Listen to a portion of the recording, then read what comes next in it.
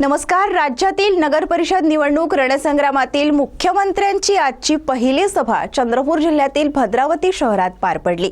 भाजप नेते आणि भद्रावती नगराध्यक्ष पदाचे उमेदवार अनिल धानोरकर तसेच नगरसेवकांच्या प्रचारार्थ स्वतः मुख्यमंत्री देवेंद्र फडणवीस आले होते।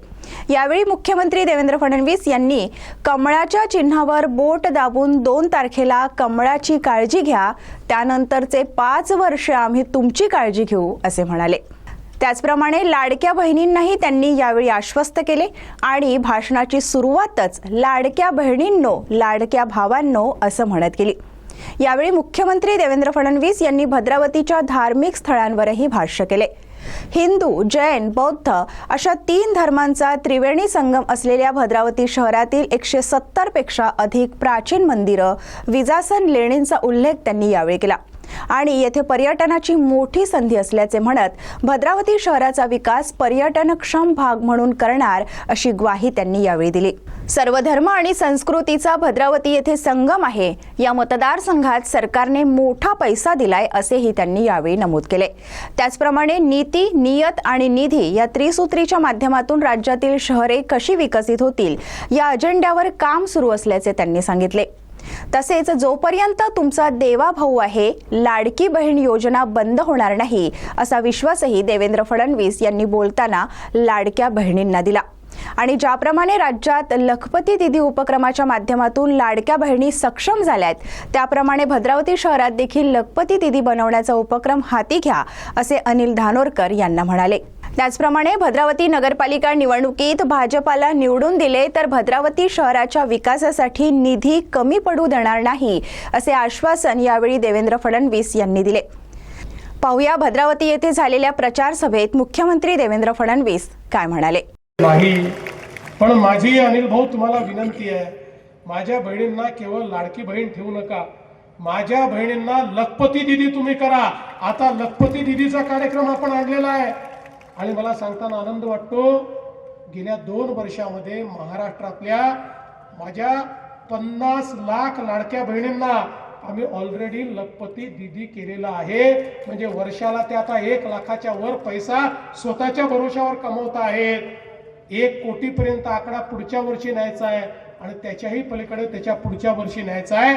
त्यामुळे तुम्ही अतिशय चांगलं काम करता अनिल भाऊ, म्हणून माझी तुम्हाला विनंती आहे की तुम्ही आता आमच्या या बहिणींकरता हा लखपती दीदीचा कार्यक्रम राबवा आणि वरोऱ्यामध्ये मायाताई राजूरकरांनाही माझी विनंती आहे की वरोऱ्यामधल्याही माझ्या लाडक्या बहिणींकरता हा लखपती दीदीचा कार्यक्रम तुम्ही त्या ठिकाणी राबवा।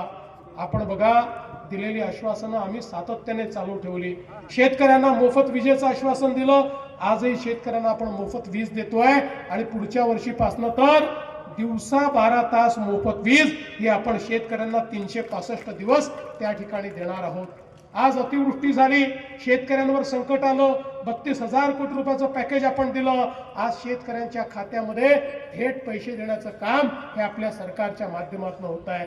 आज आपले जे कामगार आहेत, महिषासुरमर्दिनी, भवानी माता अशी अनेक मंदिरं या ठिकाणी आहेत। हिंदू, जैन, बौद्ध अशा संस्कृतींचा त्रिवेणी संगम आपल्याला याच नगरीमध्ये पाहायला मिळतो आणि 170 पेक्षा जास्त मंदिरं आणि संत, वीर अशा सर्वांचा या ठिकाणी वास आपल्याला पाहायला मिळतो। अशा प्रकारचा हा भद्रावतीचा भाग आहे। मगाशी भाऊंनी सांगितलं, अनिल भाऊंनी, की या ठिकाणी 1997ला ही नगरपालिका तयार झाली। 4 ग्रामपंचायती एकत्रित आल्या आणि त्यानंतर ही नगरपालिका तयार झाल्यानंतर मागील जवळपास 10 वर्ष अध्यक्ष आणि 5 वर्ष उपाध्यक्ष म्हणून अनिल भाऊ धानोरकरांनी अतिशय चांगलं काम या ठिकाणी केलेलं आपण सगळ्यांनी बघितलं। त्याचप्रमाणे मागील 10 वर्षे भद्रावतीचे नगराध्यक्ष राहिलेले आणि आत्ताचे भाजपा नेते अनिल धानोरकर यांनी यावेळी भद्रावती शहराच्या विकासाचा आराखडा वाचला। पाहूया अनिल धानोरकर काय म्हणाले।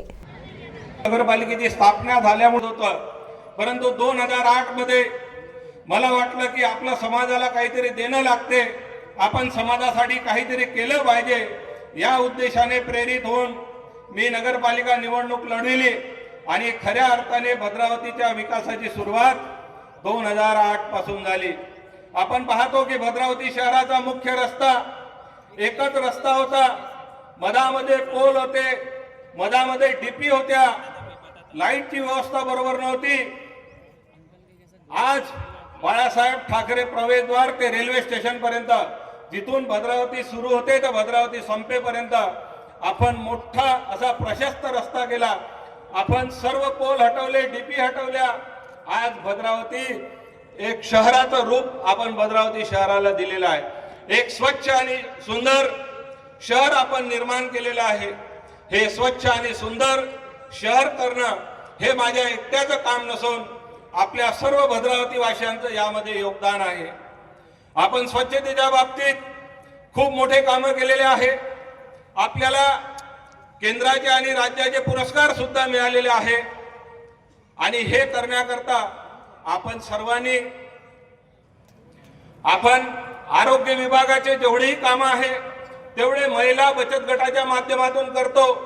याची दखल केंद्राने घेतली की भद्रावती एक असं शहर आहे की जे महिलांना सक्षम करण्याचं काम करत आहे। त्यांनी दखल घेऊन तिथून आपल्याकडे टीम पाहणी करण्याकरता पाठवली की भद्रावतीमध्ये असं काय घडत आहे की भद्रावतीच्या बचत गटांना काम मिळत आहे।